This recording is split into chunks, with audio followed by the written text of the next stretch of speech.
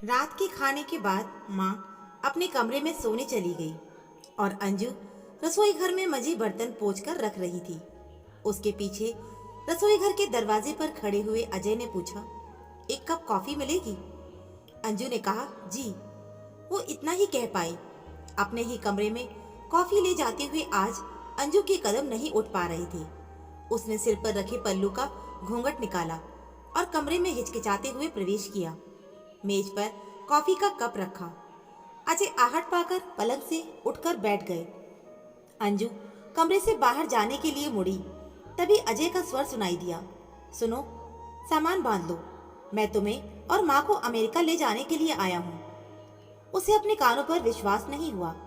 अंजू ने बिना मुड़े घूंघट से अजय की ओर देखना चाहा, तो पैर ही दिखे। वो कमरे से बाहर निकल गई। उसने रसोई घर में जाकर सारा काम समेटा, वहीं दरी बिछाई और सो गई। सुबह माँ ने चूल्हे पर अजय की पसंद की कड़ी उड़द की दाल बनाई, क्योंकि उसका बेटा अजय 1 साल बाद अमेरिका से आया था। अजय माँ के पास बैठे बातें कर रहे थे, लेकिन उनका ध्यान अंजू की ओर ही था।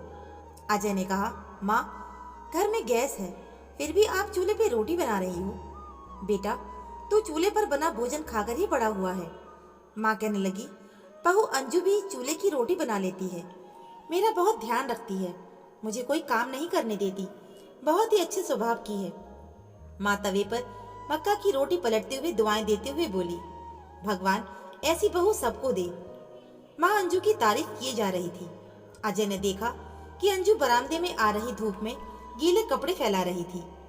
उस समय भी उसने घूंघट निकाल रखा था। उसे याद आया कि कल शाम जब वो बिना किसी सूचना के घर आया था, तब माँ के साथ बरामदे में गेहूं बीन रही अंजू ने उसे देखते ही घूंघट कर लिया था और अंदर चली गई। ये देखकर माँ हंस दी थी। लगता है अजय अंजू तुझे पहचान नहीं पाई। माँ ने अजय को भोजन परोसा और मनुहार कर खिलाती रही।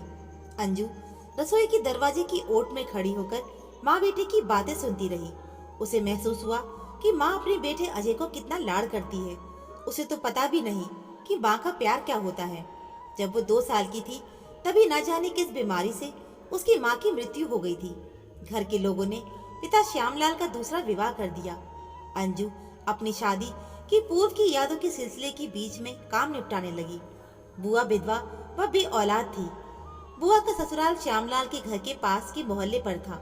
बुआ ने नई माँ का व्यवहार देख उसे अपने पास रखने की बात भाई के सामने रखी।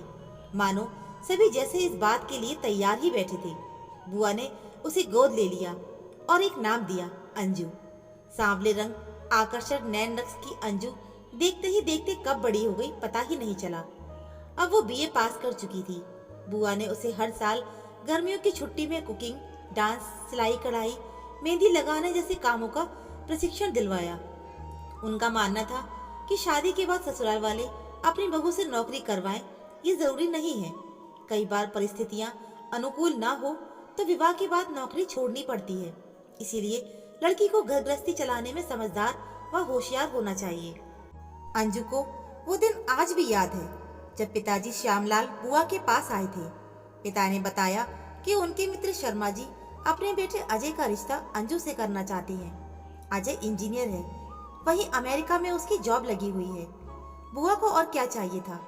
सामान्य आर्थिक स्थिति वाले परिवार का गौर वर्ग का साथी इंजीनियर वर अंजू के बारे में सुन बुआ तुरंत राजी हो गई।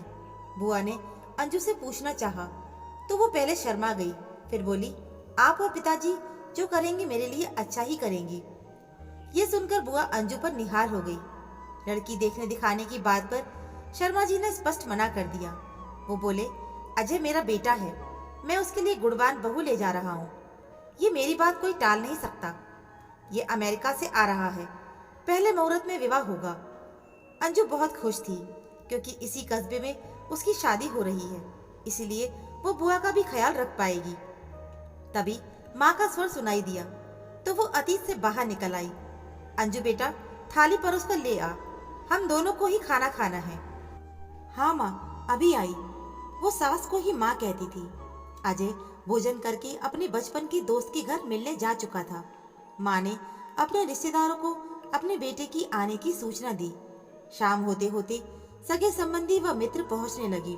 देर रात तक अंजू सबके लिए चाय नाश्ता भोजन की व्यवस्था करती रही। बीच बीच में आकर माँ उसका हाथ बटाती रही। माँ हर एक के सामने अपनी बहू अंजू की प्रशंसा करती नहीं थक रही थी। सब मेहमानों के जाने के बाद अजय पलंग पर लेट गया। उसे याद आया कि पिछली बार पिताजी की मृत्यु का समाचार पाकर वो यहाँ आया था। तब रिश्तेदारों से घर भरा हुआ था। तब वो अंजू से कोई मन की बात नहीं कर पाया था। 3 कमरे के घर में ये कमरा कभी उसका था। अजय का ध्यान कमरे की ताक में रखे अंजू की फोटो पर गया। उसकी नजर वही ठहर गई मुस्कुराती अंजू पर। बीएड कॉलेज की पोशाक में अंजू, बीएड कॉलेज में प्रथम पुरस्कार लेती अंजू और न जाने किन किन अवसरों की तस्वीरें अजय को आज अंजू बेहद खूबसूरत दिख रही थी। अजय को पिताजी की याद आ गई। उन्होंने ही अंजू को बीएड चयन परीक्षा की तैयारी करने को कहा था। सोचते हुए पिता की याद में उसकी आंखें नम हो गई। पिताजी ने ही उसे पत्र लिखकर पत्र में अंजू के बीएड के चयन का समाचार दिया था। वो ईमेल के जमाने में भी पत्र लिखने में विश्वास रखते थे। आज वो पत्र उसकी संपत्ति है। पिताजी के स्वर्ग सिधारने के बाद अंजू ने पत्र लिखकर भेजना शुरू किया। अजय को आज भी वो दिन याद है जब अंजू ने पत्र लिखा था कि वो माँ के कहने पर पत्र लिख रही है। अंग्रेजी में लिखे पत्र को वो देखता ही रह गया था। मोतियों से अक्षर थे। उम्मीद नहीं थी कि वो इतनी अच्छी तरह से अंग्रेजी भाषा जानती है। तब से अजय की आंखों में अंजू की सूरत बस गई थी। मन अंजू से मिलने को बेताब हो गया था। मन में जो जो अंजू के पास जाने का ख्याल आता, त्यों एक प्रश्न उसके मन में उठने लगता कि क्या अंजू उसको माफ करेगी कि नहीं। सोचते सोचते कब नींद ने उसे अपनी चादर में समेट लिया, पता न चला। रसोई घर में दरी पर लेटी अंजू की आंखों से नींद कोसों दूर थी। अंजू को याद आ रहा था कि जब वो दुल्हन बनकर इस घर में आई थी, यहाँ गुजारी विवाहित जीवन की पहली रात नागिन की तरह आज भी डसती है। उस रात घूंघट की आड़ से उसने देखा था कि अजय कमरे में आ चुके हैं। अंजू ने पलंग से उठकर अजय के पैर छुए। अरे अरे, ऐसा ना करो, अजय ने अपने पैर पीछे करते हुए कहा। आज की दुनिया में महिला पुरुष सब समान है। सबको भगवान ने बनाया है। अपने पति परमेश्वर के मुंह से ऐसी बातें सुनकर अंजू गदगद हो गई थी। तभी अजय ने अंजू का घूंघट उठाया। अंजू नजरें झुका अपने प्रिय के मुख से कुछ और शब्द सुनने की प्रतीक्षा कर रही थी, लेकिन अजय सदमे में था। वो आंखें फाड़कर मधु को देख रहा था। नो नो, ब्लैक नो कहते हुए पीछे हट गया और दूर पड़ी कुर्सी पर जा बैठा। अंजू ये सुनकर घबरा गई। उसे समझ नहीं आ रहा था कि अचानक अजय को क्या हो गया। कुछ पल इंतजार के बाद अंजू ने नजर उठाकर देखा कि अजय सूटकेस में जल्दी जल्दी अपने कपड़े, डायरी, कागजात डाल रहा था। अंजू का मन भर आया। आंखों से आंसू बहने लगे। मन में क्या करे क्या ना करे कि आंधी चल रही थी। वो कुछ कहती इससे पहले कि अजय सूटकेस लेकर कमरे से निकल गया। सुहाग सेज पर बैठी अंजू की आंखों से आंसुओं की झड़ी लग गई थी। कमरे के बाहर कोहराम मच गया था। माँ ने अंजू को संभाला। अजय ने पिताजी को अमेरिका जाने के लिए रवानगी की बात कही। बेटे को बेटाइम लौटते देख शर्मा जी बरस पड़े। अजय नौकरी का मामला बता रवाना हो गया।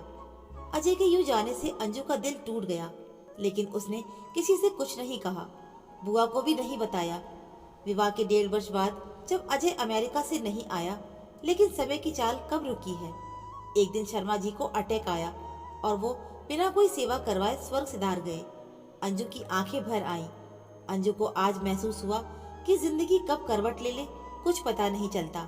अब क्या, अजय साथ में अमेरिका ले जाने की बात कह रहे हैं, क्या करूं? सोचते सोचते अंजू को जाने कब नींद आ गई। माँ के बाद अंजू अजय को चाय देने कमरे में गई। अजय अखबार पढ़ रहे थे। चाय रखकर वो जाने ही वाली थी कि अजय ने पुकारा, अंजू। अंजू के कदम ठिठक गए। मैं जानता हूँ कि तुम मुझसे नाराज हो, मुझे माफ कर दो। मैं रूप रंग में उलझा था, तुम्हारे गुण समय पर ही देख पाया। अजय भावुक हो रहे थे। अंजू सुबह का भूला शाम को लौट आए तो उसे, बस बस, क्या कह रहे हो आप? अंजू की आंख से आंसू बहने लगे। मैं तो कभी आपसे नाराज ही नहीं थी। कहते हुए अंजू अजय के गले लग गई। अजय भी अपने आंसू रोक नहीं सके थे। ये सब मैंने देखा तो मैं भी अपने आंसू पोंछते हुए अपने कमरे में चली गई। कुछ दिनों के बाद अजय अपनी माँ और अंजू को लेकर अमेरिका चला गया। आज जाते समय अंजू के सांवले चेहरे पर एक अजब सी चमक थी, जिसे देखकर अजय खुशी से फूला नहीं समा रहा था। तो दोस्तों, उम्मीद है मुझे आपको ये कहानी ज़रूर अच्छी लगी होगी। कहानी अच्छी लगी हो तो प्लीज़ वीडियो को लाइक, शेयर और चैनल को सब्सक्राइब ज़रूर करें। मिलते हैं फिर एक नई कहानी के साथ। कहानी सुनने के लिए आप सभी का बहुत बहुत धन्यवाद।